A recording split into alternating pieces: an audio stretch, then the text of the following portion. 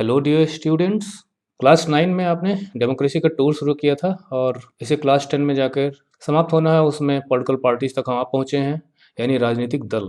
और इस चैप्टर में जो हमें पढ़ना है उसमें हमें ये देखना है कि आखिर पॉलिटिकल पार्टीज होती क्या हैं, यानी उनकी मीनिंग को हमको पढ़ना है। और उसके बाद हम ये देखना है कि इनके फंक्शंस क्या होते हैं, ये कार्य क्या करती हैं, यानी कि इनकी ज़रूरत क्या है। और अगर इनकी ज़रूरत है भी, यानी वी नीड पॉलिटिकल पार्टीज़, तो how many political parties are needed, यानी किस प्रकार का पार्टी सिस्टम ठीक है। और पॉलिटिकल पार्टीज़ की जो वीक पॉइंट्स होते हैं उन्हें भी हमें पढ़ना है, और उन वीक पॉइंट्स को हम कैसे इम्प्रूव कर सकते हैं, वो सारी चीज़ें हमें इस चैप्टर में कवर करनी है। लेकिन एक ओवरव्यू तो हमें ले लेना चाहिए कि पॉलिटिकल पार्टीज़ होती क्या हैं। वास्तव में डेमोक्रेसी में पॉलिटिकल पार्टीज़ की बहुत इंपॉर्टेंस है, क्योंकि डेमोक्रेसी का मतलब ही होता है चॉइस टू द पीपल, जहाँ से वोट देकर अपने रिप्रेजेंटेटिव्स को चुन सकते हैं। और पॉलिटिकल पार्टीज़ को हम ये कह सकते हैं कि these are the group of peoples, जिनके लीडर्स होते हैं, मेंबर्स होते हैं। मेंबर्स की संख्या मिलियंस में जा सकती है। और जब ये ग्रुप बनाया गया होगा तो कुछ इसका अपना खुद का कॉन्स्टिट्यूशन होगा, यानी कि ग्रुप कैसे वर्क करेगा, उसकी पूरी गवर्नेंस सिस्टम होगी। इसके अलावा इस ग्रुप की कुछ प्रोग्राम्स और पॉलिसीज़ होंगी। आखिर ये ग्रुप बनाया क्यों गया है, मतलब what are the basis of this group, policies होंगी। और कोई ना कोई आइडियोलॉजी पर बेस्ड होगा ये। जैसे हमारे यहाँ जो कम्युनिस्ट पार्टीज़ हैं तो वो सोशलिस्ट आइडियोलॉजीज़ पे बेस्ड हैं। अब उन आइडियोलॉजीज़ को सपोर्ट करने वाले लोग इस ग्रुप के मेंबर्स होंगे। और पब्लिक में भी इसको सपोर्ट कितना मिलता है कितना नहीं मिलता, वो इनकी वर्किंग पर डिपेंड करता है कि how do they stick to their ideology and how do they represent the different sections of the society. लेकिन पॉलिटिकल पार्टी होने के लिए इसे इलेक्शन कमीशन के सामने जाना पड़ेगा, and will have to register with election commission. फिर उसके बाद उसे रिकग्निशन मिलती है स्टेट पार्टीज़ की कि नेशनल पार्टीज़ की, जो कि हम पढ़ेंगे भी कि what are the national parties and what are the state parties and what are the regional parties. We will study these things in this chapter. और इस चैप्टर को समझने में बहुत आसानी होगी अगर आप थोड़ा सा इंटरेस्ट लेंगे।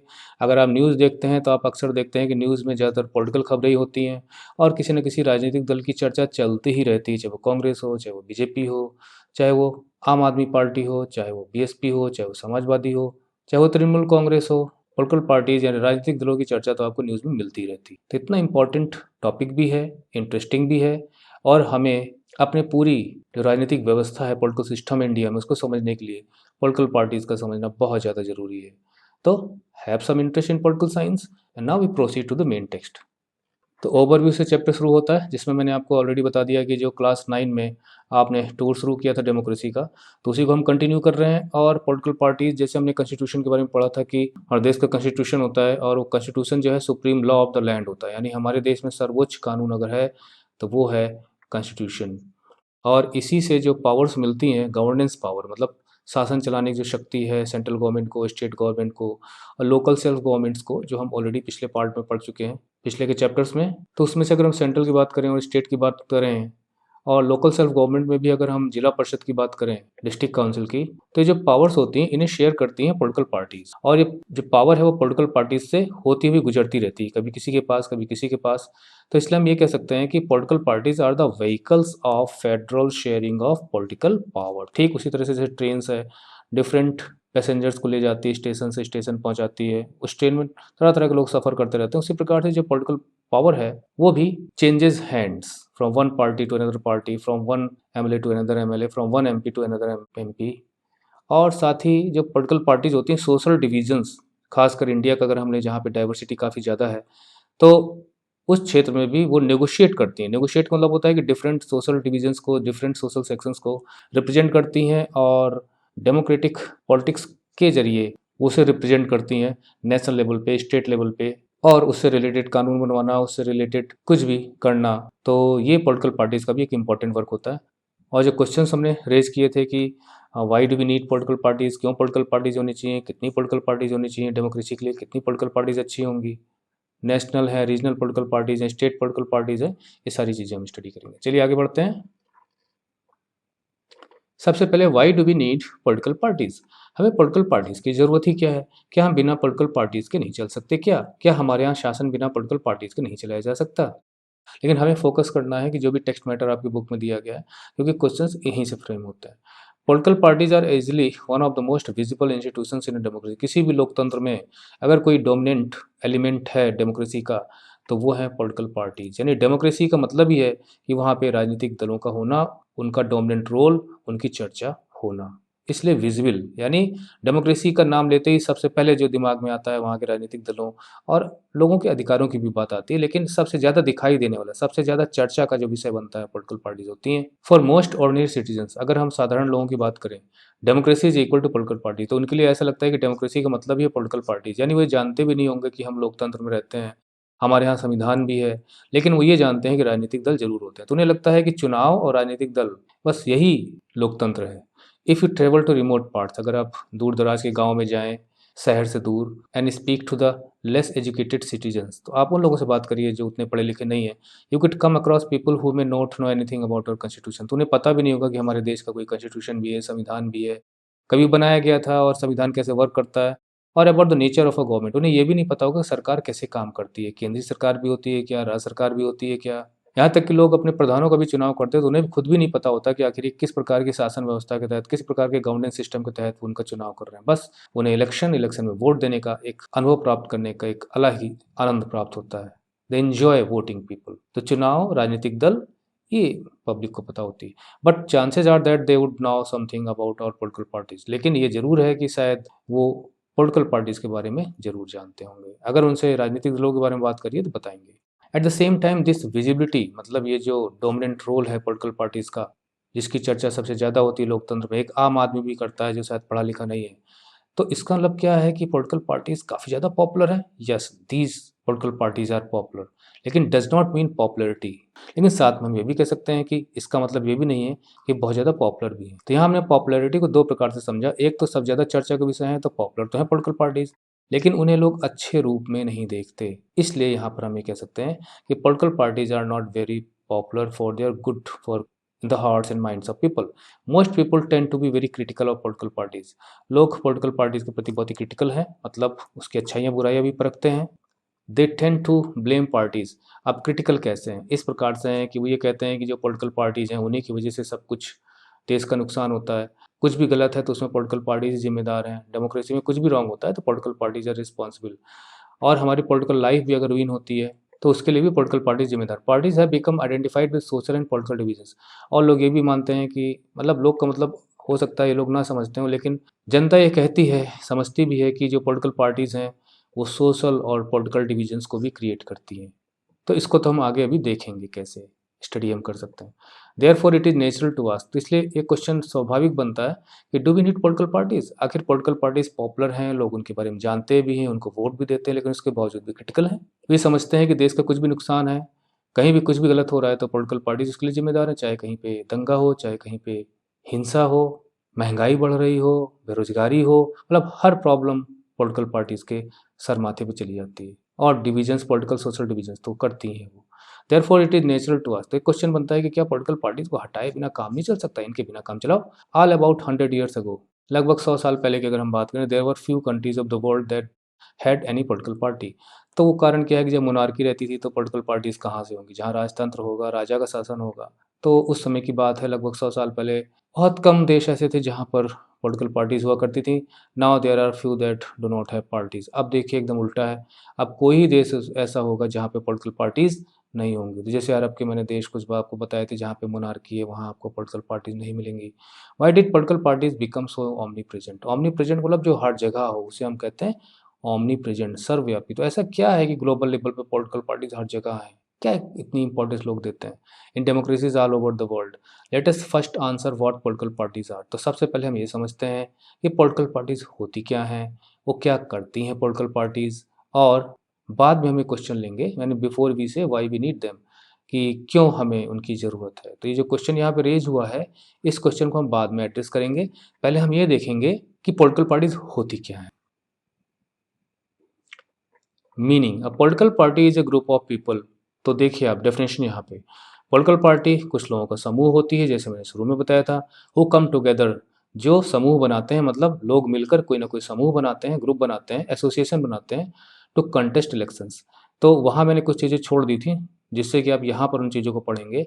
वो ग्रुप बनाया जाता है इलेक्शंस लड़ने के लिए, क्योंकि वैसे तो बहुत सारे ग्रुप्स हैं और ऐसे भी ग्रुप्स हैं जो पॉलिटिकल पार्टीज़ की मेंबरशिप से भी ज़्यादा उनकी मेंबरशिप है। जैसे फॉर एग्जांपल अगर हम आरएसएस का एग्जांपल लें, राष्ट्रीय स्वयंसेवक संघ, अभी एक सोशल ऑर्गेनाइजेशन है, इसकी मेंबरशिप करोड़ों में है, लेकिन उसके बावजूद भी पॉलिटिकल पार्टी ये नहीं है। तो every group can not be a political party, वही ग्रुप पॉलिटिकल पार्टी होगा जो चुनाव लड़ने के लिए बना हो and hold power in the government, और इलेक्शंस लड़ने के बाद वो सरकार भी बनाने की इच्छा रखते हों, यानी they hold power, they agree on some policies. तो अच्छा, जब ग्रुप बनता है और पॉलिटिकल पार्टीज बनाई जाती है तो कुछ उसकी पॉलिसीज होंगी, और उसके जितने मेंबर्स होते हैं, उसके जितने सपोर्टर्स होते हैं, वो उस पॉलिसीज को सपोर्ट करते हैं, और उनके कुछ प्रोग्राम्स होंगे। यानी अगर ये राजनीतिक दल है तो इसके प्रोग्राम्स ये हैं, ये अगर पॉलिटिकल पार्टी है तो इसके प्रोग्राम्स ये हैं। यानी पॉलिटिकल पार्टीज का नाम लेते हुए पता चल जाता है कि ये किस आइडियोलॉजी पे बेस्ड है, इसके प्रोग्राम्स क्या हैं, और क्या एक्सपेक्टेशंस हम उनसे कर सकते हैं। तो अब प्रोग्राम्स किसके लिए होंगे? लोगों के लिए होंगे। लोग कहाँ रहते हैं? सोसाइटी में रहते हैं। तो policies and programmes for the society with a view to promote the collective good. और ये जो पॉलिटिकल पार्टीज होती हैं, ये इनका आधार क्या होता है? To promote the collective good. देखिए, कलेक्टिव, इंडिविजुअल गुड का मतलब किसी एक व्यक्ति का फायदा, किसी एक व्यक्ति का हित। कलेक्टिव गुड का मतलब सबका हित। तो ये जो पॉलिटिकल पार्टीज बनती हैं, ये इस आधार पर बनती हैं कि हमें सबका हित लेकर साथ चलना है। अब सबका हित का मतलब भारत की जनता से है। तो इसलिए आपको हमेशा याद रखना है कि पॉलिटिकल पार्टीज जितनी भी इंडिया में है, क्योंकि हम इंडियन कॉन्टेक्स्ट में इसको स्टडी कर रहे हैं, वो चाहे जिस भी सोशल सेक्शंस को बिलोंग करती हों, लेकिन वास्तव में वो इंडियन गवर्नमेंट, चाहे वो सेंट्रल लेवल पे हो, चाहे स्टेट लेवल पे हो, चाहे लोकल सेल्फ गवर्नमेंट में लेवल पे हो, को बिलोंग करती हैं, एक कॉन्स्टिट्यूशन से चलती हैं और देश के भलाई के लिए काम करती हैं। Since there can be different views on what is good. अब जैसे हम इस वर्ड को ले लें गुड, कि सबका फ़ायदा किसमें है। अब अगर हम इस पे चर्चा करें तो हम पाएँगे कि लोगों के डिफरेंट डिफरेंट व्यूज़ हो सकते हैं कि व्हाट इज़ गुड। किसी के लिए वो चीज़ गुड हो सकती है, किसी के लिए वो चीज़ गुड नहीं हो। जैसे आपने इकोनॉमिक्स में पढ़ा होगा किस प्रकार से जो डेवलपमेंट था, उस डेवलपमेंट को हमने देखा था कि अगर कोई डैम बनाया जाता है, तो वो देश के विकास में तो it is a good building of infrastructure.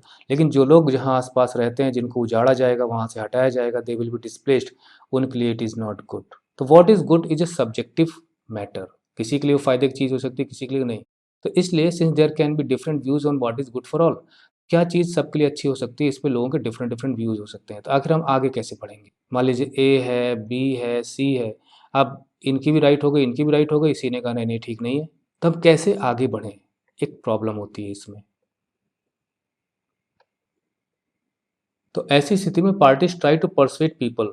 तो पार्टीज क्या करती हैं? लोगों के बीच में जाती हैं, कंपेन करती हैं, लोगों को मनाने की कोशिश करती हैं, समझाने की कोशिश करती हैं why their policies are better than others.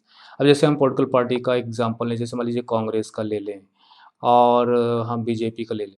तो अब कुछ इनकी पॉलिसीज, कुछ इनकी पॉलिसीज, इनके प्रोग्राम्स, कुछ इनके प्रोग्राम्स, खासकर मान लीजिए इलेक्शंस होने वाले हैं। तो इनके जो मैनिफेस्टोज जारी होते हैं, ये वादे करते हैं लोगों से, और उसके बाद पब्लिक के बीच में जाते हैं कि भाई हम आपके लिए ज़्यादा अच्छे हैं क्योंकि हम ये काम करेंगे। बीजेपी कहती है हम आपके लिए अच्छे हैं क्योंकि हम ये काम करेंगे।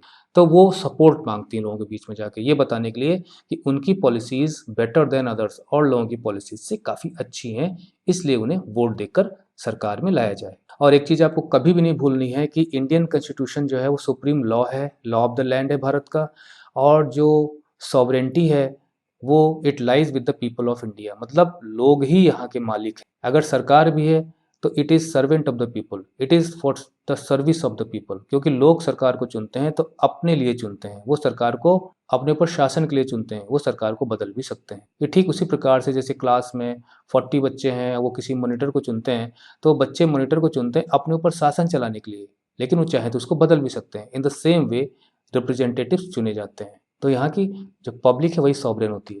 दे सीक टू इम्प्लीमेंट, मतलब वो ये बताते हैं उन्हें कि हम अपनी पॉलिसीज़ को इम्प्लीमेंट करेंगे, these policies bye winning popular support through elections. तो सीक का मतलब होता है दे ट्राई टू गेट, कि वो कहते हैं कि आप हमें सपोर्ट दीजिए, वोट दीजिए, चुनाव जिताइए, तो हम इन पॉलिसीज़ को इम्प्लीमेंट करेंगे, लागू करेंगे। दस इस प्रकार से हमें कह सकते हैं कि parties reflect fundamental political divisions in a society. अब हालांकि इस पैराग्राफ से तो आपको समझ में नहीं आया होगा कि किस प्रकार से जो पार्टीज होती हैं वो एक प्रकार से फंडामेंटल पॉलिटिकल डिविजन्स सोसाइटी में क्रिएट करती हैं। अब फंडामेंटल का मतलब होता है कि बुनियादी, फ्रॉम द वेरी बेस। अब पॉलिटिकल डिविजन्स कैसे हो सकता है? अब कांग्रेस की पॉलिसीज़, बीजेपी की पॉलिसीज़ अगर थोड़ा डिफरेंट, अब जैसे उदाहरण के लिए हम लेते हैं जो 3 तलाक का मामला था, यानी 3 जो तलाक़्स होते हैं, जो 2019 में इलेक्शंस हुए थे, उनके इश्यूज़ में से एक मैं आपको एग्जांपल दे रहा हूँ कि उस पे कांग्रेस का ये था कि भई हम इस पे जो कानून, ये जो बीजेपी गवर्नमेंट बना रही है, हम उसे रिवर्स कर देंगे। हम उस कानून को पास नहीं होने देंगे, हम उसको बदल देंगे। बीजेपी ने कहा अगर हम पावर में आते हैं तो हम उसे लागू करेंगे। अब देखिए डिवीज़न क्रिएट हो गया। अब ये मुस्लिम्स विमेन को सोचना है कि वो किसको सपोर्ट करती हैं, वो कांग्रेस को सपोर्ट करती हैं कि बीजेपी को सपोर्ट करती हैं। तो एक डिवीज़न तो बन गया ना, मतलब इशू एक है तलाक का, लेकिन कांग्रेस अपोज कर रही है उसका और बीजेपी सपोर्ट कर रही है। तो इस प्रकार से जनता भी बढ़ जाती है, कोई कांग्रेस को वोट देगा इसी इशू पे, कोई बीजेपी को वोट देगा। महिलाएं सोचेंगी भाई बीजेपी को वोट दे दो क्योंकि हमसे रिलेटेड इशू जुड़ा हुआ है और हम ही लोगों को फ़ायदा होने वाला है। तो इस प्रकार से सोसाइटी डिवाइड होती है इन पॉलिटिकल पार्टीज़ की वजह से। Parties are about a part of the society. अगर पार्टीज़ क्या होती हैं? सोसाइटी का ही तो हिस्सा होती हैं और इसलिए इनमें पार्टीजनशिप देखने को मिलता है, पक्षपात देखने को मिलता है, मतलब बैलेंस्ड एटीट्यूड देखने को नहीं मिलता। अब यहाँ पे मैं और एग्जांपल लेता हूँ। जैसे अगर हम एग्जांपल लें बीएसपी का, यानी बहुजन समाज पार्टी। अब ये बहुजन समाज पार्टी सोसाइटी में जो बहुत ही दबे कुचले लोग रहे हैं इतिहास में, यानी दलित जिनको हम कहते हैं, हरिजन जिनको हम कहते हैं, या शेड्यूल कास्ट जिनको हम कहते हैं, उनको रिप्रेजेंट करती है। अब सोसाइटी में तो और भी लोग हैं, हमारे यहाँ कास्ट सिस्टम काफ़ी ज़्यादा रिजिड है, तो जो अपने को सवर्ण समझते हैं वो निश्चित है कि बीएसपी को लाइक नहीं करेंगे और दलित लाइक करेंगे। एक सोशल डिवीजन यहाँ भी बन गया सिर्फ इस पार्टी की वजह से। दूसरी तरफ हम एक पार्टी ले लेते हैं, कांग्रेस है या बीजेपी है। अब ये कम से कम सोशल डिविजन्स तो क्रिएट नहीं करती हैं, लेकिन हाँ पॉलिटिकल डिवीजन क्रिएट करती हैं। पॉलिटिकल इशूज़ पे लोग डिवाइडेड महसूस करते हैं कि इस इशू को सपोर्ट करें कि ना करें। लेकिन यहाँ पर इस तरह से नहीं है कि बीजेपी खाली इन सोसाइटी के इन्हीं लोगों का रिप्रेजेंटेशन करती है, कांग्रेस इन्हीं लोगों का रिप्रेजेंटेशन करती है। तो बीएसपी एक सोशल डिवीजन क्रिएट करने वाली पार्टी मानी जाएगी। इसी प्रकार से बहुत सी पार्टियां हैं। अब जैसे जो पार्टियां धर्म का नाम लेके बनती हैं तो निश्चित है वो किसी रिलीजियस सेक्ट को ही रिप्रेजेंट करती होंगी, जैसे ऑल इंडिया मुस्लिम लीग है। तो इस तरह अगर बीएसपी कभी पावर में आती है तो उसका झुकाव हमेशा दलितों की तरफ रहेगा। वो कभी भी बैलेंस्ड या नॉन पार्टीजन वे में काम नहीं कर पाएगी। तो इसलिए पार्टीज जो होती हैं वो जिस सेक्शन ऑफ सोसाइटी को रिप्रेजेंट करती हैं उसकी पॉलिसीज उससे रिलेटेड होते हैं ज़्यादा और एक सोशल डिवीजन क्रिएट करती हैं। Thus a party is known by which part it stands for. Thus a party is known by which part it stands for. तो हम ये कह सकते हैं कि पार्टी हम इस तरह से भी पहचान सकते हैं कि वो सोसाइटी के किस तबके का, किस हिस्से का नेतृत्व करती है, रिप्रेजेंटेशन करती है, विच पॉलिसीज इट सपोर्ट्स, और किन पॉलिसीज को सपोर्ट करती है, and whose interest it affords, और किन के हितों की वो बात करती है। इसमें बहुत अच्छा एग्जाम्पल आप बीएसपी का लेके चलिए, चाहे इसकी पॉलिसीज हो, चाहे इसका सपोर्ट हो, चाहे इसके इंटरेस्ट अपोर्ट करने की बात हो, ये दलितों की ही बात करती है। इसी प्रकार से हम कम्युनिस्ट पार्टी का लें एग्जाम्पल, तो यानी सीपीआई का अगर हम एग्जाम्पल लें तो ये सोशलिस्ट आइडियोलॉजी वाली पार्टी है। अब ये जहाँ भी जाएगी सोशलिस्ट आइडियोलॉजीज़ को ही इम्प्लीमेंट करने की कोशिश करेगी। जैसे पश्चिम बंगाल में काफ़ी दिन शासन कम्युनिस्ट गवर्नमेंट्स का रहा, तो जो इकोनॉमिक रिफॉर्म्स कांग्रेस चाहेगी, जो बीजेपी चाहेगी, वो इकोनॉमिक रिफॉर्म सीपीआई वाले नहीं चाहेंगे। क्यों? क्योंकि कम्युनिज्म में वर्कर्स और पीजेंट्स की बात होती है, इसलिए। तो इस पैराग्राफ को समझने में ज़्यादा प्रॉब्लम नहीं होनी चाहिए। क्यों? क्योंकि पॉलिटिकल पार्टीज़ क्या होती हैं? पॉलिटिकल पार्टी सोसाइटी से ही, लोगों से ही मिलकर बनती हैं, और कुछ पॉलिटिकल पार्टीज़ ऐसी होती हैं जो डिफरेंट सेक्शंस ऑफ सोसाइटी को रिप्रेजेंट करती हैं, तो एक सोशल डिवीजन क्रिएट करती हैं। ज़्यादातर पार्टीज़ ऐसी हैं जो किसी स्पेशल सेक्शन ऑफ सोसाइटी को रिप्रेजेंट तो नहीं करती हैं, लेकिन उनके पॉलिटिकल जो इश्यूज़ होते हैं, पॉलिसीज़ होती हैं, प्रोग्राम्स होती हैं, वो इतने अंतर वाली होती हैं कि पॉलिटिकल डिवीजन क्रिएट कर देती हैं। जैसे मैंने यहाँ पे एग्जांपल आपको 3 तलाक का दिया था। ये सोशल इश्यू था, लेकिन पॉलिटिकली जब उसे रेज़ किया गया तो उसमें डिवीजन क्रिएट हो गया। 2 डिफरेंट बड़ी-बड़ी पार्टियाँ अलग अलग अपोज कर रही थी उसको, एक सपोर्ट करती थी, एक विरोध करती थी। और सोशल डिवीजन का हमने लिया, यहाँ पे एग्जांपल बीएसपी का लिया, किस प्रकार से वो सोशली एक स्पेशल सेक्शंस को रिप्रेजेंट करती है, उनकी बात करती है। तो ये डिवीजन वाली बात आपको क्लियर हो गई हो। अ पॉलिटिकल पार्टी हैज़ 3 कंपोनेंट्स। एक पॉलिटिकल पार्टी के 3 हिस्से होते हैं, लीडर्स होते हैं उनके, और मेंबर्स होते हैं, और फॉलोवर्स होते हैं। तो उदाहरण के लिए अगर मैं यहाँ पे बताऊँ आपको, दुनिया की सबसे बड़ी पार्टी अगर हम मेंबरशिप को लें, यानी ऐसी पार्टी जिसके सदस्य काफ़ी ज़्यादा हों, तो वह है BJP. BJP has over 180 million members. और उसके बाद फिर नंबर आता है चाइना की जो कम्युनिस्ट पार्टी है चाइना की, लेकिन उसके लगभग 90 पॉइंट समथिंग मेंबर्स हैं मिलियंस में। अगर हम इंडियन नेशनल कांग्रेस की बात करें तो लगभग 20 मिलियन, जबकि ये बहुत पुरानी पार्टी है, 1885 में गठित कर दी गई थी। हालांकि आज़ादी के बाद जो अभी हम कांग्रेस की बात करते हैं, इंडियन नेशनल कांग्रेस, वो डिफरेंट है इससे। तो इस प्रकार से अगर हम जो किसी भी पार्टी की बात करते हैं, जैसे हम कांग्रेस की बात करते हैं, तो कांग्रेस के लीडर्स हैं, जैसे राहुल गांधी। जब मैं वीडियो बना रहा था उस वक्त अध्यक्ष तो नहीं थे, काम चलो अध्यक्षा तो थी सोनिया गांधी जी। इसी प्रकार से बहुत से लीडर्स को आप जानते होंगे, नाम जानते होंगे उनका।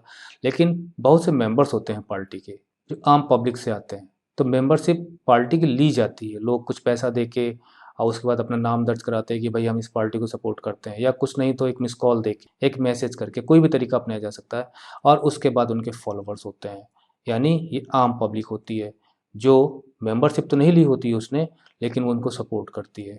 जैसे मैं हूँ, मैंने किसी पार्टी की मेंबरशिप नहीं ली है, लेकिन मैं किसी भी पार्टी को सपोर्ट करता हूँ जिसकी पॉलिसीज़ अच्छी होती हैं। कभी बीजेपी को सपोर्ट करता हूँ, कभी कांग्रेस को सपोर्ट करता हूँ, बीएसपी को भी सपोर्ट करता हूँ, समाजवादी पार्टी को भी सपोर्ट करता हूँ। जैसे-जैसे जिसके जैसे इश्यूज़ होते हैं, I support on the basis of their issues and programmes and policies they adopt.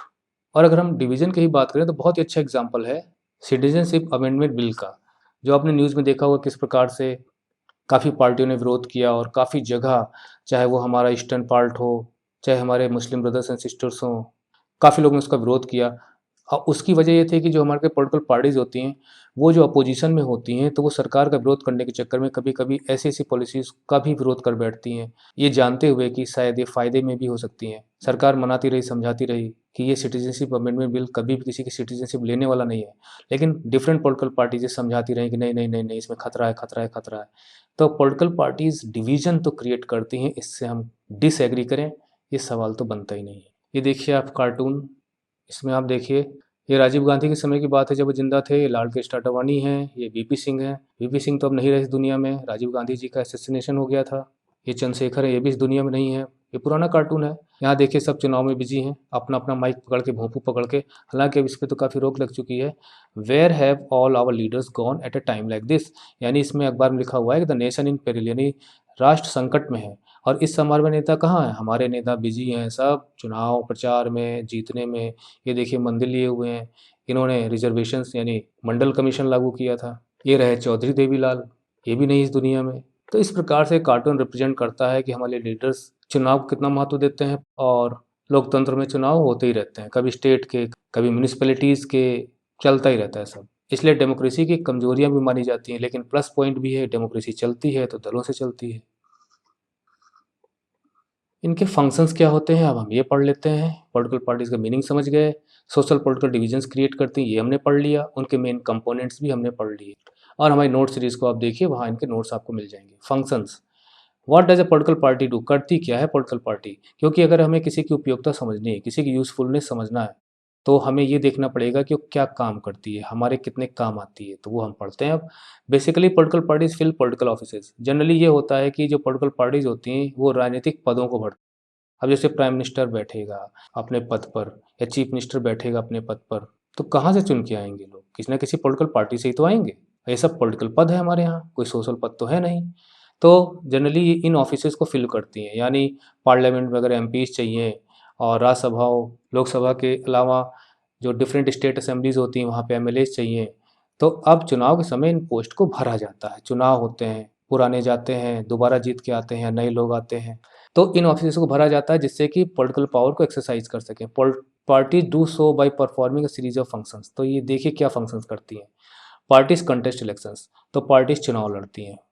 In most democracies elections are fought mainly, ज़्यादातर डेमोक्रेसीज में जो चुनाव होते हैं वो among the candidates put up by political party. तो डिफरेंट पॉलिटिकल पार्टी जो candidate खड़ा करती हैं वही लोग चुनाव लड़ते हैं। लेकिन आपको याद रहे कि बिना पॉलिटिकल पार्टीज़ के कोई निर्दलीय भी चुनाव लड़ सकता है, यानी उसे हम इंडिपेंडेंट कैंडिडेट कहते हैं। Party select their candidates in different ways. अच्छा, पार्टी जो है जो कैंडिडेट खड़ा करती हैं, कि जैसे मान लीजिए आपकी कोई ना कोई कंस्टिट्यूंसी तो होगी ही। अब जैसे जहाँ से मैं रहता हूँ वहाँ पे एमएलए का चुनाव होता है। जिस डिस्ट्रिक्ट में रहता हूँ वहाँ से एक एमपी का चुनाव होता है, यानी member of parliament and member of legislative assembly. तो जिस व्यक्ति को हमने चुना है वो किसी न किसी पॉलिटिकल पार्टी से आता है। तो पॉलिटिकल पार्टी जिस व्यक्ति को खड़ा करती है चुनाव में, वो उस पॉलिटिकल पार्टी का कैंडिडेट होता है।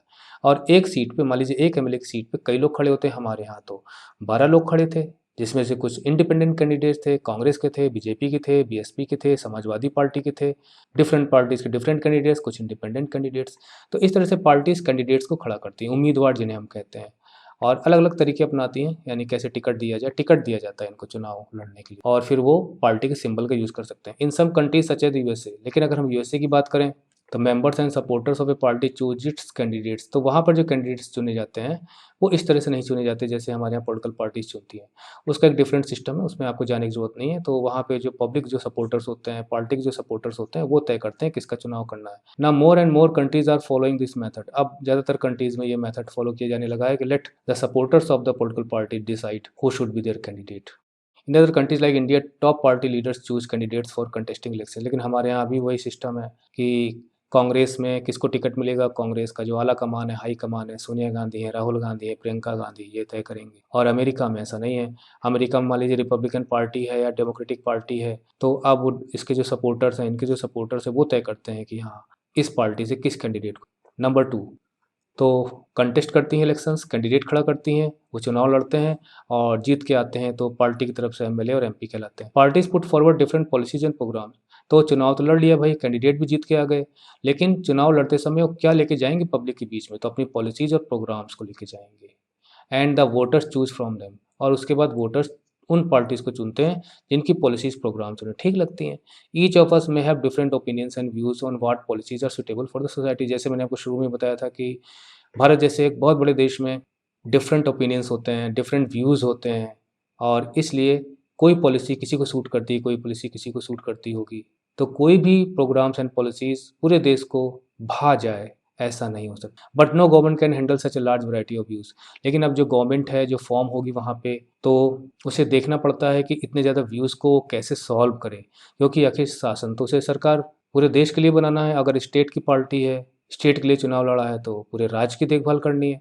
अब वो भले मान लीजिए कि 50 वोटर्स हैं और 10 लोग खड़े थे, उसमें से एक व्यक्ति जीता, उसे 20 वोट मिले और बाकी को किसी को 10, किसी को 5 करके। तो अगर हम देखा जाए तो 50 में से 30 तो उसको नहीं मिले ना, सिर्फ 20 ही मिले। तो जो प्रोग्राम पॉलिसीज़ को लाइक करने वाले लोग थे, 50 में से 20 हुए और 50 में से 30 लोगों ने नहीं लाइक किया। लेकिन जब ये व्यक्ति सरकार में जाएगा, तो उसे काम तो पूरे 50 लोगों के लिए करना है। तो जो 30 लोग डिफ़र कर रहे हैं, तो ये देखा जाएगा कि किस प्रकार से डिफरेंट व्यूज़ को हम ऑर्गेनाइज़ करके और कैसे हम एक नया और एक ऐसा रास्ता निकाल सकते हैं कि सबके लिए हम काम कर सकें। तो वही चीज़ यहाँ पे लिखी गई, but no government can handle such a large variety of views in a democracy, a large number of similar opinions have to be group together.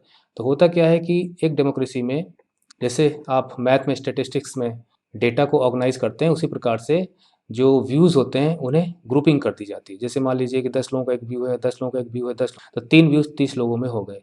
तो सिमिलर ओपिनियंस को ग्रुप कर किया जाता है और उसके बाद फिर एक डायरेक्शन मिल जाता है कि किस प्रकार की पॉलिसीज़ हमें बनानी है, can be formulated by the government.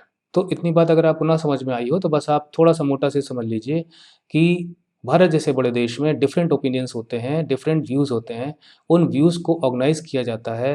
Organise करके गवर्नमेंट कोई डायरेक्शन लेने की सोचती है कि किस प्रकार से हम लोगों के बीच में अपने काम को करें, और इसमें मदद करती हैं political parties. This is what the parties do. Party reduces a multitude of opinions, क्योंकि इतने ज़्यादा ओपिनियंस यानी multitude of opinions, different opinions को वो रिड्यूस कर देती हैं। अभी हम आगे देखेंगे कैसे। देखिए, पार्टीजन का मीनिंग दिया है, person who is strongly committed to a party. तो पार्टी का समर्थन करना, और दूसरी चीज़ ये है कि partnership is marked by tendency to take side and inability to take a balanced view. ये मैंने आपको बताया था कि जो पार्टीज होती हैं वो किस प्रकार से वो झुकी होती हैं एक सेक्शन ऑफ सोसाइटी की तरफ, और वो बैलेंस्ड एटीट्यूड नहीं ले पाती, यानी पक्षपात करती हैं। इसलिए कहा भी जाता है कि भाई ये पार्टी तो उनके लिए है, ये पार्टी तो उनके लिए, ये पार्टी तो उन्हीं को रिप्रेजेंट करती है, इस तरह से। Multitude of opinions into a few basic positions which it supports. तो देखिए, जैसे मैं बार-बार बीएसपी का एग्जांपल ले रहा हूँ, तो मान लीजिए पार्लियामेंट में कोई बहस होती है, ठीक है? अब पार्लियामेंट में बहस होती है तो डिफरेंट पॉलिटिकल पार्टीज़ के लोग अपनी बातों को रखते हैं। अब बीएसपी का जो भी एमपी होगा पार्लियामेंट में, वो अपनी बात को रखेगा। तो वो कहीं न कहीं जो सोसाइटी है, सोसाइटी के एक सेक्शंस की विचारधारा को रिप्रेजेंट कर रहा है, उनके ओपिनियन को रिप्रेजेंट कर रहा है।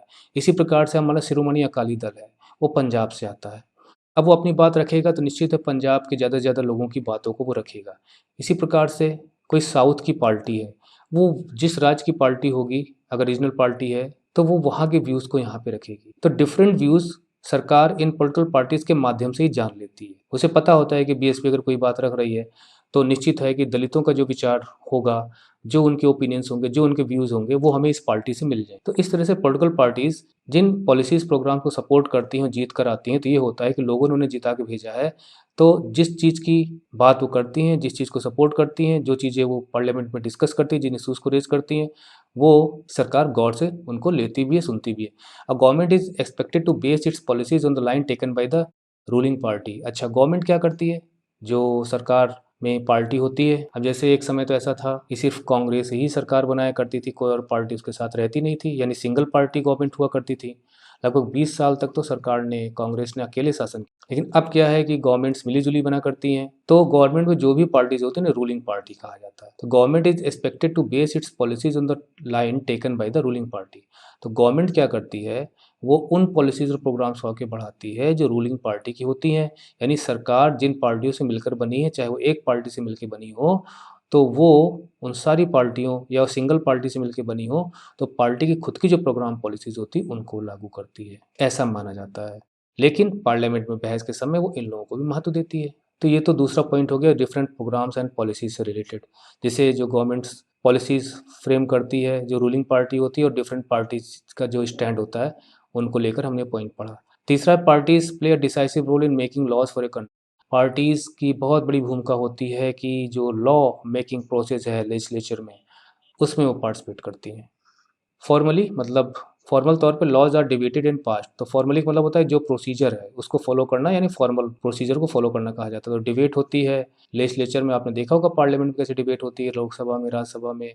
फिर उसके बाद वो पास किया जाता है बिल।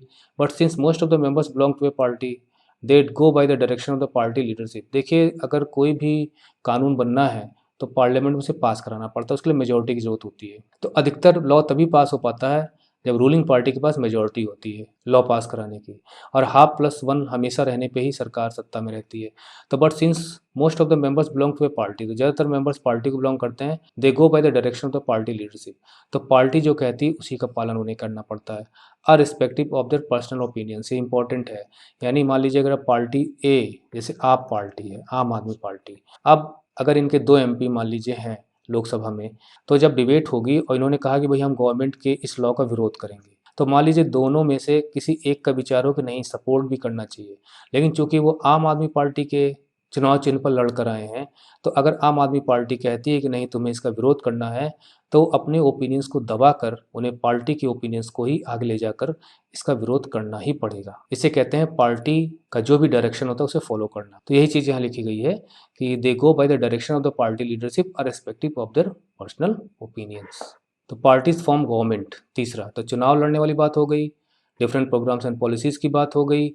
इसके बाद हमने देखा लॉ बनाने में इनकी बहुत बड़ी भूमिका होती है। कई बार तो लॉ बन ही नहीं पाता, लोकसभा में पास हुआ राज्यसभा में गिर जाता है, पास ही नहीं हो पाता। तो इनमें सब भूमिका पॉलिटिकल पार्टीज की होती है। चौथा है, parties form and run governments. ये तो बहुत इंपॉर्टेंट है। एक प्रकार से चुनाव लड़कर जीत कर आने का मतलब ही होता है कि हमें गवर्नमेंट फॉर्म करनी है। नहीं कर पाते हैं तो अपोजिशन में बैठते हैं। As we noted last year, जैसे हमने पिछली बार देखा था, big policy decisions are taken by political executive that comes from the political parties. तो ये आप क्लास 9 में पढ़ा होगा आपने कि जितने भी डिसीजंस लिए जाते हैं वो पॉलिटिकल एग्जीक्यूटिव लेती है। अब एग्जीक्यूटिव क्या होती है? कार्यकारी होती है, आपने पिछली बार पढ़ा होगा। पार्टीज रिक्रूट लीडर्स, तो पार्टियां लीडर्स को रिक्रूट करती हैं, मतलब पार्टी में नए नए मेंबर्स बनाती हैं। ट्रेन देम, फिर वो धीरे धीरे ट्रेनिंग लेते हैं जैसे जैसे उम्र बढ़ती है, and they make them ministers. उसके बाद जो प्रॉपरली ट्रेंड हो जाते हैं तो फिर उन्हें मिनिस्टर का पद भी दिया जाता है, to run the government in the way they want. अब यहाँ पे हम इस वक्त जो प्राइम मिनिस्टर हैं, हम मिस्टर मोदी का अगर हम एग्जांपल लें, तो मिस्टर मोदी शुरू में कार्यकर्ता ही थे। उसके बाद इनकी खूबी को देखते हुए और संगठन में काम करने की क्षमता को देखते हुए फिर उन्हें थोड़ा-सा और ऊँचे पद पे ले जाया गया। फिर उन्हें चीफ मिनिस्टर का पद के लिए खड़ा किया गया और फिर वो जीते भी। यानी जब जीत कर आए तो चीफ मिनिस्टर उन्हें चुना गया, पार्टी ने चुना वहाँ पे। उसके बाद धीरे-धीरे उनकी क्षमता को देखते हुए फिर उन्हें प्राइम मिनिस्टरियल कैंडिडेट भी घोषित कर दिया कि अगर मान लीजिए भाजपा जीतती है तो हम अपना प्राइम मिनिस्टर ही नहीं चुनेंगे। इस तरह से मेंबरशिप लेने के बाद जो कार्यकर्ता होते हैं, काम करते हैं धीरे-धीरे, और जब संगठन में उनकी शक्ति बढ़ती चली जाती है, उनकी क्षमता लोगों को नज़र आती है, तो फिर उन्हें प्रमोट किया जाता है, फिर मिनिस्टर तक बनाया जाता है। तो ये भी काम पार्टीज़ का होता है। यानी गवर्नमेंट फॉर्म करते समय उन्हें मिनिस्टर्स चुनने पड़ते हैं, मिनिस्टर्स इन्हीं पार्टी के लीडर्स में से चुना जाता है। Those parties that lose in the elections, अच्छा जो हार जाती हैं, वो अपोजिशन में बैठती हैं। यानी they play the role of opposition to the parties in power. तो एक प्रकार से एक रूलिंग सेक्शन हो गया, एक अपोजिशन सेक्शन हो गया। रूलिंग सेक्शन में वही पार्टी शामिल होंगी, चाहे वो एक पार्टी हो, चाहे एक से ज़्यादा पार्टियाँ हों जो सरकार बनाती हैं, सरकार को सपोर्ट करती हैं, और दूसरी तरफ वो होंगी जो सरकार में शामिल नहीं हैं। जैसे अभी देखा जाए तो बीजेपी जो है पावर में है और कांग्रेस जो है वो अपोजिशन में है, और बहुत सी पार्टियाँ सारी की सारी, बीएसपी हो, चाहे वो सपा हो, चाहे आप हो, सब अपोजिशन में ही मानी जाएंगी। लेकिन बीजेपी को सपोर्ट करने वाले भी कई पार्टीज़ हैं, वो सपोर्टर्स मानी जाएंगी रूलिंग पार्टी की। Those party. उसके बाद आपका अगला है बाई वॉइसिंग डिफरेंट व्यूज़। तो पॉलिटिकल पार्टीज़ क्या करती हैं, डिफरेंट व्यूज़ को वॉइस करती हैं, यानी उनकी आवाज़ को, जो डिफरेंट सेक्शंस ऑफ सोसाइटी उनकी आवाज़ों को वहाँ रखती हैं। गवर्नमेंट की आलोचना करना तो अपना परम धर्म समझती हैं, चाहे वो अच्छी बात करे गवर्नमेंट, लेकिन विरोध करना ही करना है। कभी भी आपको देख लीजिए, कोई भी अच्छा काम भी गवर्नमेंट करती है तो आपको यही मिलेगा कि इसमें ये कमियाँ हैं, वो कमियाँ हैं। उनकी असफलताओं को गिनाना अपोजिशन का काम होता है, उनकी गलत नीतियों को लोगों के सामने रखना अपोजिशन का काम होता है। Opposition parties also mobilise opposition to government, और अपोजिशन का ये भी काम होता है कि सरकार को किस तरह से घेर कर गिराया भी जाए, सरकार को अगले चुनाव में हराया भी जाए। इसके लिए वो सब इकट्ठा होने की भी कोशिश करती हैं, दैट इज़ मोबिलाइज़ अपोजिशन। कि पता चला कांग्रेस ने कोई स्टैंड लिया, अब कांग्रेस के खिलाफ लड़ने वाली पार्टियां भी, जैसे मान लीजिए कभी किसी चुनाव में कांग्रेस का कैंडिडेट खड़ा है जिसका नाम ए है, तो उसी चुनाव पे एक पोस्ट है, यानी एक एमएलए की पोस्ट है, तो पता चला कि जो है बी पार्टी ने भी खड़ा किया, सी पार्टी ने भी खड़ा किया, डी पार्टी ने भी खड़ा किया, और कांग्रेस पार्टी की तरफ से जो कैंडिडेट था, मान लीजिए वो पी कैंडिडेट है, इनका एन कैंडिडेट है, इनका ओ कैंडिडेट, इनका के कैंडिडेट है, तो जीतेगा तो एक ही। तो अब विरोध में लड़ने के बावजूद भी होता क्या है कि मान लीजिए कांग्रेस ने सपोर्ट मांगना चाहा इनका अपोजिशन में, कि भाई हम लोग अपोजिशन में है, सरकार का विरोध करना है, तो पता चला सब एक हो गए, that is mobilising the opposition forces. ये लड़े एक दूसरे के खिलाफ, और सरकार के खिलाफ हो तो एक हो जाए सब के सब। ऐसा कई बार देखने को मिला है। इसके बाद जिनका मुख्य काम है पार्टीज से public opinion, parties public opinion भी शेप करती हैं। ये बहुत बड़ा इंपॉर्टेंट वर्क है। लोग कहते हैं कि जो लोग हैं खुद कम सोचते हैं, पॉलिटिकल पार्टी जो कहती हैं उन पे ज़्यादा चलते हैं। They raise and highlight issues. अब पॉलिटिकल पार्टीज़ क्या करती हैं, वे मुद्दे रेज करती हैं, यानी जैसे महंगाई है, बेरोज़गारी है, और घूसखोरी है, भ्रष्टाचार है, इनको ये सारे के सारे इश्यूज़ कहलाएंगे इस तरह के, तो उनको हाईलाइट करती हैं। Parties have lakhs of members, party के मेंबर्स काफ़ी ज़्यादा होते हैं, एक्टिविस्ट होते हैं, उनके कार्यकर्ता होते हैं, and spread all over the country, पूरी भारत में फैले हुए हैं। Many of the pressure groups are the existence many of the pressure groups are the extensions of political parties. अब प्रेशर ग्रुप्स के बारे में आपने थोड़ा बहुत पढ़ा होगा कि जो उस तरह के ग्रुप्स होते हैं जो अपनी पॉलिसीज़ को मनाने के लिए सरकार पर दबाव डालते हैं, वो चुनाव तो नहीं लड़ते हैं, लेकिन बिना चुनाव लड़े वो सरकार से अपना काम करवा लेना चाहते हैं। तो पॉलिटिकल पार्टीज़ के कई प्रेशर ग्रुप्स भी होते हैं, जो पॉलिटिकल पार्टीज़ तो नहीं होती हैं, लेकिन उनके वो ग्रुप्स प्रेशर ग्रुप्स के रूप में काम करते हैं। Are the extensions of political parties among different sections of society. तो ये प्रेशर ग्रुप्स फैले होते हैं जगह जगह। अब जैसे जैसे कांग्रेस है, या आप है, या बीजेपी है, इनका सबका एक यूथ विंग भी है, जो कि कोई दल नहीं है, एक प्रेशर ग्रुप ही है वो।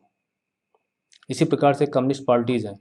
अब जितने ट्रेड यूनियंस होते हैं, एक प्रकार से देखा जाए तो ट्रेड यूनियंस जो प्रेशर क्रिएट करते हैं गवर्नमेंट पे, एक प्रकार से वो कम्युनिस्ट पार्टी ऑफ इंडिया, जितनी भी कम्युनिस्ट पार्टीज़ हमारे यहाँ हैं, उनके फेवर में जाती हैं। तो party sometimes also launch movements, और कभी-कभी आंदोलन भी करती हैं। बहुत बड़े-बड़े आंदोलन देखने को मिलते हैं for the resolution of the problem. Resolution मतलब जो प्रॉब्लम्स है उनको सॉल्व किया जाए, faced by the people. Often opinions in the society crystallise on the lines parties take. तो इस लाइन को पढ़ाने से पहले, समझाने से पहले मैं बता दूं कि ये आपने टीवी में बहुत देखा होगा, किस प्रकार से बैनर लेके, झंडा लेके लोग सड़कों पे निकलते हैं। डिफरेंट जो अपोजिशन पार्टीज़ होती हैं, सरकार का विरोध करती हैं जगह जगह, उनकी बात यहाँ पे हो रही है। और जब पब्लिक उनके सपोर्ट में आती है, तो एक प्रकार देखा जाए कि वो क्या करती है कि जो जो पॉलिटिकल पार्टीज़ का जो ओपिनियन होता है, वही सोसाइटी का ओपिनियन हो जाता है। क्रिस्टलाइज़ का मतलब होता है कि सोसाइटी का ओपिनियन एक प्रकार से धीरे-धीरे करके वो आकर पार्टी लाइन पे वर्क करना शुरू कर देता है। और यही वजह है कि एक अच्छा विषय भी रेज़ किया जाए, अगर वो कोई बीजेपी का कार्यकर्ता रेज़ कर रहा है और दूसरा बीएसपी का कार्यकर्ता बैठा हुआ है, या कांग्रेस का कार्यकर्ता बैठा हुआ है, तो विरोध कर बैठेगा। क्यों? क्योंकि वो जान रहा है कि काम अच्छा भी है, ठीक भी है, लेकिन वो विरोध इसलिए करेगा क्योंकि उसके दिमाग में पार्टी लाइन की सोच बैठी हुई है। अच्छा, मेरी आप बात करते हैं, तो मैं कभी भी पार्टी लाइन पे नहीं सोचता। एक सिटीज़न होने के नाते जो गुड है उसका साथ देना, जो खराब लगता है उसका विरोध करना, ये मैं करता हूँ, और यही सबको करना भी चाहिए। अगर वो अच्छा बीएसपी करती है तो उसकी वाहवाही कर देंगे, खराब करती है तो हम इसको क्रिटिसाइज़ करेंगे। वही काम अगर कांग्रेस करती है तो उसकी वाहवाही कर देंगे, अगर कांग्रेस खराब करती है तो उसका विरोध करेंगे। वही काम अगर बीजेपी कर देती है तो हम अच्छा कहेंगे, अगर वही काम बीजेपी कोई का खराब काम करती है, हमें पसंद नहीं है, तो हम उसका विरोध करेंगे। लेकिन वास्तव में होता क्या है कि लोग पार्टी लाइन पे काम करते हैं। मतलब ये सबके लिए नहीं है, आम जनता के लिए नहीं है, लेकिन बहुत से लोग पार्टी लाइन पर ही सोच रखते हैं अपनी। इसके बाद है 7वां, parties provide people access to government machinery and welfare schemes. ये भी पॉइंट एक इंपॉर्टेंट पॉइंट है। एक्सेस का मतलब पहुंच, यानी जहां पर जनता की पहुंच हो सके, आसानी से पहुंचा जा सके, उसे इजिली एक्सेसिबल कहते हैं। तो इसको समझना ज़रूरी है कि जो पॉलिटिकल पार्टीज़ होती हैं, उन्हें वोट चाहिए होता है जनता से, पीपल से वोट चाहिए होता है।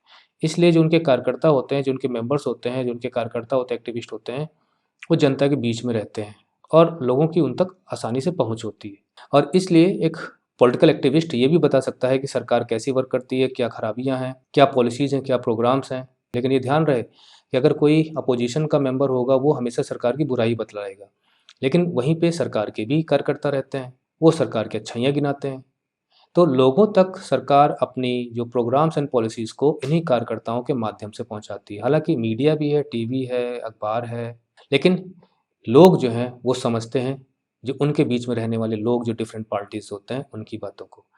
तो access to government machinery and welfare schemes implemented by government for an ordinary citizen, एक साधारण आदमी के लिए, या हम समझ लेते हैं गरीब आदमी जो बहुत धनी भी नहीं है, it is easy to approach a local party leader. अब उसे कोई बात कहनी होगी तो अपने ही गांव में रहने वाले किसी एक पार्टी लीडर से वो अपनी बात को कह सकता है, देन अ गवर्नमेंट ऑफिसर। लेकिन अगर वो किसी गवर्नमेंट ऑफिसर से मिलना हो तो शायद वो नहीं मिल पाएगा। उदाहरण के लिए बीडीओ, अब ये ब्लॉक डेवलपमेंट ऑफिसर होता है, उससे वो शायद नहीं मिल पाएगा, हिम्मत भी नहीं करेगा मिलने की। लेकिन एक पंचायत से चुना गया जो प्रधान है, उससे वो अपनी बात आसानी से कह सकता है। वो प्रधान हो सकता है किसी न किसी पॉलिटिकल पार्टी से जुड़ा हो सकता है, तो पॉलिटिकल पार्टी का कार्यकर्ता ही माना जाएगा। हालाँकि ये माना जाता है कि प्रधान जो है वो पॉलिटिकल पार्टी के कैंडिडेट के रूप में नहीं खड़े होते हैं। तो इस प्रकार से देखा जाए तो किसी अधिकारी से मिलना मुश्किल है, लेकिन किसी भी एक राजनीतिक कार्यकर्ता से मिलना आसान होता है। That is why they feel close to parties. अब इसी वजह से जो जनता है अपने पार्टीज़ यानी पॉलिटिकल पार्टी से अपने को क्लोज समझती है, even when they do not fully trust them, जबकि पॉलिटिकल पार्टीज़ पर विश्वास नहीं करते। दरअसल पॉलिटिकल पार्टीज़ पॉपुलर काफ़ी हैं, लेकिन वो अच्छी निगाहों से नहीं देखी जाती हैं। So it is easy to reach an activist of a political party than any government employee. तो ये भी पॉलिटिकल पार्टीज़ का अच्छा वर्क है कि जनता के बीच में वो सरकार की बातों को रखती हैं और उन्हें सॉल्यूशन भी प्रोवाइड करती हैं। रिस्पॉन्सिव टू पीपल्स नीड्स, यानी लोगों की जो ज़रूरतें होती हैं, उनके प्रति बहुत ज़्यादा रिस्पॉन्सिव होती हैं। डिमांड्स जो उनकी होती हैं, उनको पूरा करने की कोशिश करती हैं, क्योंकि जब चुनाव होगा तो कहेंगे ना कि देखिए हमने आपकी इतनी मदद की। Otherwise people can reject those parties in the next election. नहीं तो होगा क्या कि पार्टीज़ उन्हें रिजेक्ट कर देंगे कि इन्होंने तो हमारी सुनी ही नहीं। तो ये पॉइंट बहुत इंपॉर्टेंट भी पॉइंट था कि गवर्नमेंट मान लीजिए सेंटर में बैठी हुई है, तो उसकी प्रोग्राम्स एंड पॉलिसीज़ नीचे एकदम लास्ट पीपल तक कैसे पहुँचेगी? वो पॉलिटिकल एक्टिविस्ट के ज़रिए ही पहुँचती है। और अगर उनको कोई समस्या होती है, अगर उन्हें रूलिंग पार्टी का कोई कैंडिडेट सुलझा देता है, तो एक प्रकार से दोबारा चुनाव में अगर ये पार्टी आती है, तो उसके कैंडिडेट को लोग सपोर्ट करेंगे। नेसेसिटी, अब हमने देख लिया कि पॉलिटिकल पार्टी होती क्या है, उसके फंक्शंस क्या होते हैं। अब उनके कामों को देखने के बाद हम ये प्रश्न रेज़ कर सकते हैं कि उसकी ज़रूरत क्या है पॉलिटिकल पार्टी की? The list of functions in a sense answers the question asked above. तो इस क्वेश्चन का आंसर तो उनके फंक्शन से मिल जाता है, कितना इंपॉर्टेंट फंक्शन उनका होता है। We need political parties because they perform all these functions. तो आंसर हो सकता है कि भाई जो 7 हम फंक्शंस हमने पढ़े, ये फंक्शंस पॉलिटिकल पार्टीज करती हैं और डेमोक्रेसी में इनकी आवश्यकता है, इसलिए हमें पॉलिटिकल पार्टीज की ज़रूरत है। They are useful, but we still need to ask why modern democracies can not exist without political parties. लेकिन हम थोड़ा सा और डीप जाके सोचें कि नहीं नहीं नहीं नहीं, क्या ऐसा नहीं हो सकता कि हम और थोड़ा सोचने की कोशिश करें कि जो मॉडर्न डेमोक्रेसीज़ हैं, यानी आज के लोकतंत्र हैं, क्या ये बिना पॉलिटिकल पार्टी से काम नहीं चला सकते? एक बार सोचें तो। We can understand the necessity of political parties by imagining a situation without parties. ये बहुत आसानी से हम कर सकते हैं और ये एक साइकोलॉजिकल तरीका भी है कि आपको समझना हो कि आपके लिए कौन-सी चीज़ या कौन व्यक्ति कितना ज़रूरी है, आप ज़रा उससे दूर रह के पता करिए। आपकी मम्मी 2 दिन के लिए बाहर चली जाती हैं, 3 दिन के लिए बाहर चली जाती हैं, तो आप कितना परेशान होते हैं, स्पेशली गर्ल्स। कब मम्मी लौट के आएँगी? और जब वो रहती हैं तो आप उनका कहना भी नहीं मानते ठीक से। तो किसी की भी यूज़फुलनेस को अगर आपको जानना है, कितना इम्पोर्टेंट आपके लिए है, तो या तो वो आपसे दूर हो जाए या आप उससे दूर हो जाओ और फिर आप देखिए 2 दिन के लिए आपसे मोबाइल ले लिया जाए तो आपको पता चलेगा मोबाइल की इम्पोर्टेंस क्या है। लेकिन वैसे मोबाइल आपके पास रहता है तो आप नहीं समझते।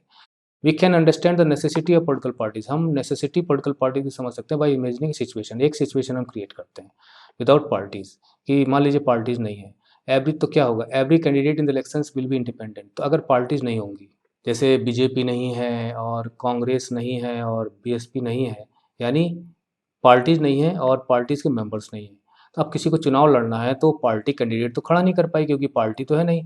तो लोग चुनाव लड़ने के लिए खड़े होंगे, जैसे ए खड़ा हुआ, बी खड़ा हुआ, सी खड़ा हुआ और एक एमपी की सीट है।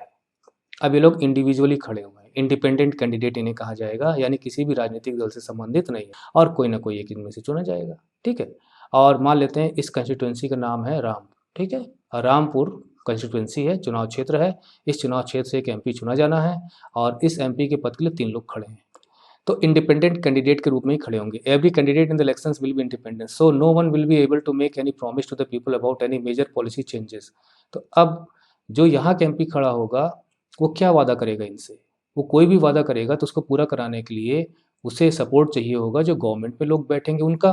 तो इसलिए खुलकर कोई भी प्रॉमिस वो इन लोगों से नहीं कर सकता, क्योंकि उसे मालूम है कि पता नहीं किन लोगों की गवर्नमेंट फॉर्म होगी। कोई मेजर प्रॉमिस वो नहीं कर पाएगा। बस उतना ही प्रॉमिस कर पाएगा जो उसके खुद एमपी होने के नाते जो उसके बस में होगा।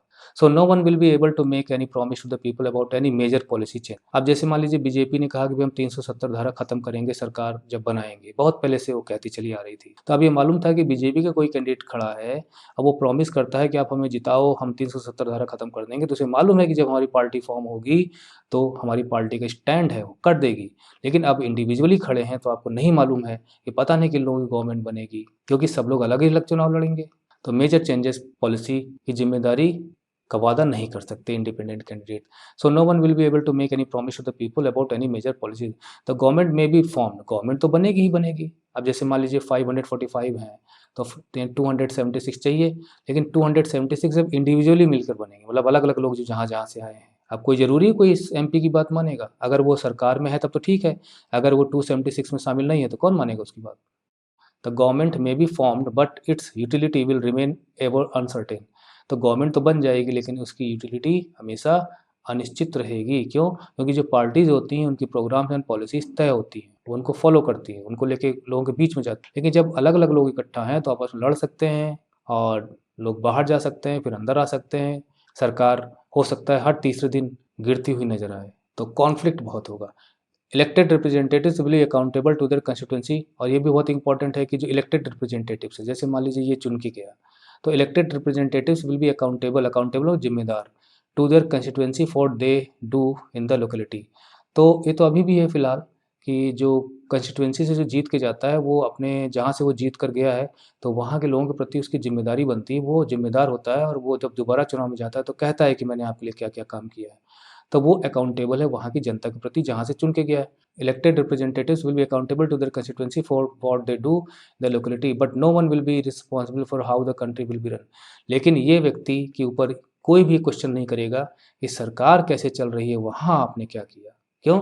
क्योंकि ये एमपी सिर्फ अपनी कंस्टिट्यूंसी के लिए जिम्मेदार होगा। लेकिन अगर यही एमपी किसी पार्टी से आता है, यानी बीजेपी से आता है या बसपा से आता है, मान लीजिए बीजेपी से आता है, तो निश्चित है कि आपने लोकेलिटी के लिए क्या काम किया वो तो ठीक है, आपने देश का कितना नुकसान किया, देश का कितना फ़ायदा किया, उसका भी असर आपके चुनाव पर पड़ेगा। It is very normal to understand. तो ये प्रॉब्लम्स क्रिएट हो सकती हैं। अगर पार्टीज नहीं होंगे तो लोग अकेले चुनाव लड़ेंगे, अपनी कंस्टिट्यूंसी के प्रति ही जिम्मेदार होंगे, देश के प्रति जिम्मेदार नहीं होंगे, बड़े पॉलिसीज़ और मेजर पॉलिसी चेंजेस के वादे नहीं कर सकते हैं, जो सरकार बनेगी वो अनसर्टेन होगी। ये सारे हमने पॉइंट्स यहाँ पे पढ़े। तो इससे अच्छा है कि पार्टीज़ हों। तो इन सब से हम निष्कर्ष निकालते हैं कि political parties play a great role in a democratic setup, क्योंकि पार्टी एक संगठन होता है और वो संगठन में बहुत से एमपी होंगे और वो सारे एमपीज एक पॉलिसी को फॉलो करेंगे जो कि नो पार्टी सिस्टम में नहीं हो सकता।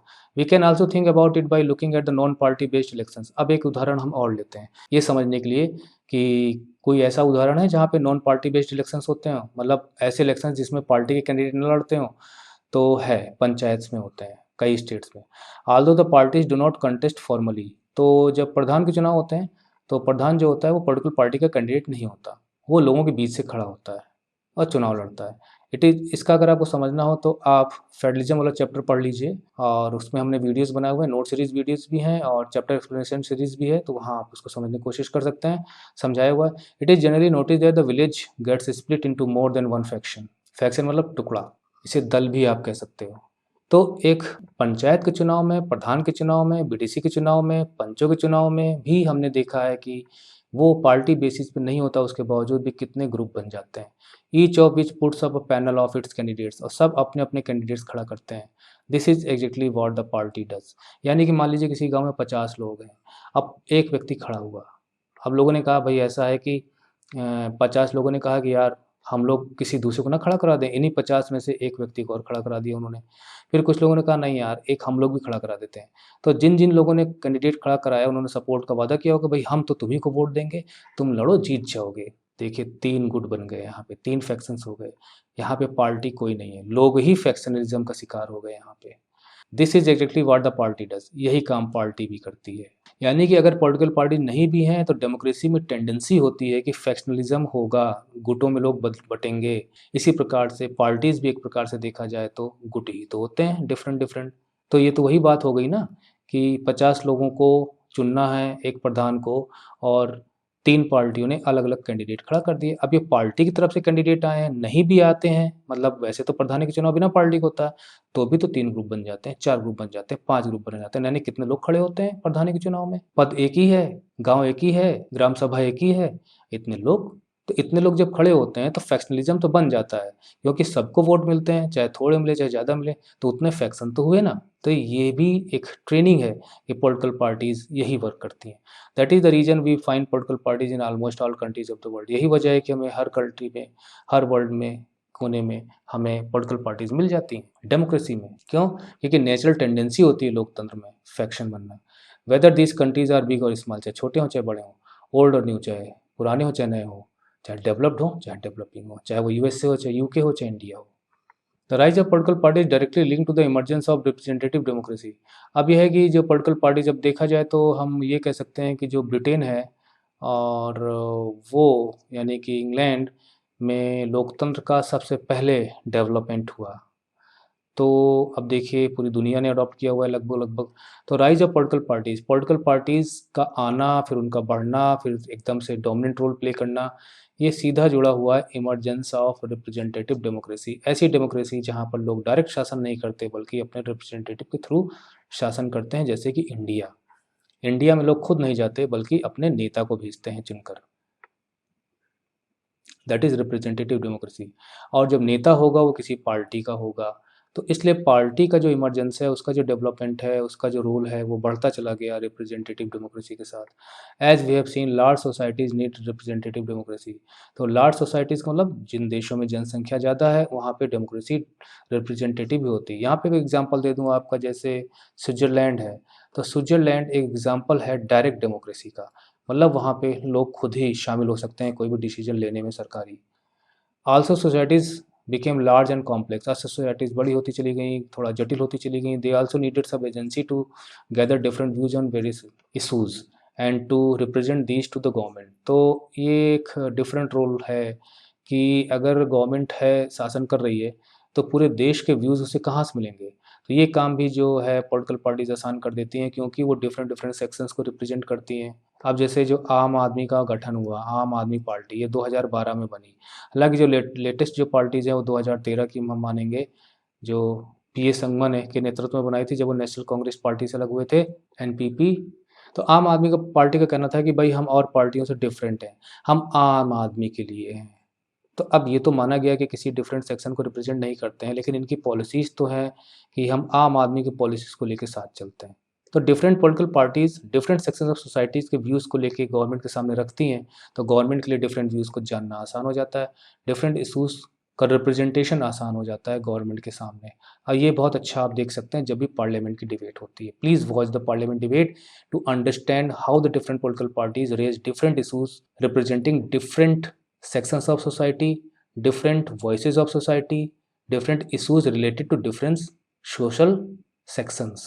महंगाई है, बेरोजगारी है, करप्शन है, शिक्षा है, ये सब डिफरेंट इश्यूज ही तो हैं। सो दे नीडेड का मतलब किसी भी देश की जो जनता है, जो समाज है, तो उनके व्यू सरकार तक कैसे पहुंचेंगे? तो उन्हें लगता है कि जो पॉलिटिकल पार्टीज़ हैं वो एक तरीका है, some ways to bring various representatives together so that a responsible government could be formed. जिससे कि जो डिफरेंट रिप्रेजेंटेटिव्स हैं वो मिलकर सरकार बना सकें। तो जब डिफरेंट रिप्रेजेंटेटिव्स होंगे, मतलब बीएसपी का भी कोई व्यक्ति शामिल है, सपा का भी कोई व्यक्ति शामिल है, आम आदमी पार्टी का भी कोई व्यक्ति शामिल है, तो ये सब लोग जो गवर्नमेंट फॉर्म करेंगे, नहीं भी फॉर्म करेंगे, अगर अपोजिशन में बैठेंगे तो सोसाइटी की बातों को वहाँ पर रखेंगे। तो to bring various representatives together, सारे रिप्रेजेंटेटिव्स को इकट्ठा किया जा सके, so that responsible government could be formed, एक अच्छी मिली एक जिम्मेदार सरकार बनाई जा सके। ये काम भी पार्टीज करती हैं। They needed a mechanism to support और रिस्ट्रेन द गवर्नमेंट। और इसके अलावा जो दे का मतलब यहाँ पे है कि किसी भी देश की जो जनसंख्या है, जो वहाँ के लोग हैं, जो वहाँ के समाज हैं, वो चाहते हैं कि सरकार में सबका रिप्रेजेंटेशन हो, और ये हो सकता है पॉलिटिकल पार्टीज़ के थ्रू। इसके अलावा उन्हें एक मैकेनिज़्म भी चाहिए होता है, एक ऐसा सिस्टम चाहिए होता है कि जो सपोर्ट भी करे अच्छी बातों को और कंट्रोल भी करे गवर्नमेंट को, और ये थ्रू पॉलिटिकल पार्टीज़ हो सकता है। और पॉलिसीज़ बनाए, जस्टिफाई और अपोज देम। और पॉलिसीज़ बनाए और बनवाए, ये भी काम पॉलिटिकल पार्टीज़ का है। वो पॉलिसीज़ अच्छी हैं तो उन्हें जस्टिफाई भी करे और उन पॉलिसीज़ का विरोध भी करे। ये सारा काम पॉलिटिकल पार्टीज़ करती हैं। गवर्नमेंट फॉर्म करती हैं, पॉलिसीज़ बनाती हैं, और जो अपोजिशन में होते हैं वो पॉलिसीज़ को अपोज भी करते हैं। Political parties fulfil these needs. Political parties सारे काम करती हैं that every representative government has, जो किसी भी जिम्मेदार सरकार का एक काम होता है। We can say that parties are a necessity condition for a democracy. यहाँ जाके हम एक निष्कर्ष पे पहुँच सकते हैं, कंक्लूजन निकाल सकते हैं कि political parties really are needed in a democratic setup, यानी are a necessary condition for a democracy. अगर डेमोक्रेसी को वर्क करना है तो एक कंडीशन को पूरा करना पड़ेगा। वो कंडीशन ये है कि वहाँ पे पॉलिटिकल पार्टीज़ होनी ही चाहिए, और पॉलिटिकल पार्टीज़ ऐसी होनी चाहिए जो उस समाज की जो कॉम्प्लेक्सिटी है, जो डाइवर्सिटी है, उसको एड्रेस करती हों, उसको रिप्रेजेंट करती हों। जब गवर्नमेंट फॉर्म हो तो वो उस पे वर्क करें, और अगर वो अपोजिशन में है तो उनको रिप्रेजेंट करे और गवर्नमेंट को रिस्ट्रेन करे अगर वो गलत जा रही हो तो, उनकी निगाह में। और कुछ नहीं तो 5 साल बाद जब चुनाव होते हैं तो पब्लिक खुद ही रिस्ट्रेन कर देगी। अब एक प्रकार से जो महिला मोर्चा है, जो बीजेपी के लिए काम करता है, एक प्रकार से प्रेशर ग्रुप ही कहलाएगा, तो वो प्राइस हाइक के खिलाफ विरोध कर रही हैं। तो देखिए रसोई तक ये इशू रेज़ होता है, जाता है। इसके अलावा मिनिस्टर डिस्ट्रीब्यूट 1 लाख चेक, तो ये जो हुज विक्टिम्स हैं, यानी जो शराब पीकर जो शिकार हो जाते हैं, मर जाते हैं, जो अवैध सरकार का धंधा करने वाले लोग होते हैं, उनकी वजह से, तो उन्हें वो पैसा दे रहे हैं, तो ये भी एक सोशल इशू है। और अभी क्यों कर रहे हैं? क्योंकि उन्हें मालूम है कि अगली बार चुनाव में आएँगे। अगर ये पार्टी के हैं तो पूरी पार्टी को फ़ायदा होगा, अगर इंडिविजुअल कैंडिडेट है तो सिर्फ़ उसे फ़ायदा होगा। इसी प्रकार से सीपीआई-एम, सीपीआई, ओजीपी, जेडी यानी जनता दल एस, तो ये लोग भुवनेश्वर में प्रोटेस्ट कर रहे हैं उड़ीसा में कि जो पॉस्को है, तो कोरियन स्टील कंपनी है, तो वो वहाँ पे वर्क ना करे, प्लांट ना लगाए, जिसको स्टेट गवर्नमेंट ने परमिशन दी हुई है कि वो आयरन एक्सपोर्ट करे उड़ीसा से। अब ये लोग उसका विरोध कर रहे हैं। तो एक इकोनॉमिक इशू हो गया जो कि सोसाइटी से रिलेटेड है, मतलब जितने भी इशू होते हैं वो पब्लिक से रिलेटेड होते हैं। तो ये चलता रहता है किसी भी लोकतंत्र में। इसके अलावा जो यहाँ पे जो पिक्चर्स बनी होती हैं, इनके लिए मैं अलग ही वीडियो बनाऊँगा, और उसी में मैं इनको एक्सप्लेन करूँगा कि इनके क्या मतलब हैं और कैसे इस प्रकार से क्वेश्चन अगर कोई पूछा जाता है तो आप कैसे जवाब दे सकते हैं। हालाँकि जो पेंटिंग्स आप देख रहे हैं, अब ये मना हो गया है। पहले दीवार पे बहुत पेंटिंग कर दी जाती थी चुनाव प्रचार के रूप में, नाउ इट इज़ बैन्ड। अब आपको दिखाई नहीं देगा, और लाउड स्पीकर भी आपको बहुत कम चलते दिखाई देंगे। तो ये पार्ट नहीं खत्म होता है, अगला पार्ट हम ये टॉपिक पिकअप करेंगे, how many party should we have. तो तब तक के लिए thank you for watching the video tutorial. See you in the next video. Till then goodbye, take care.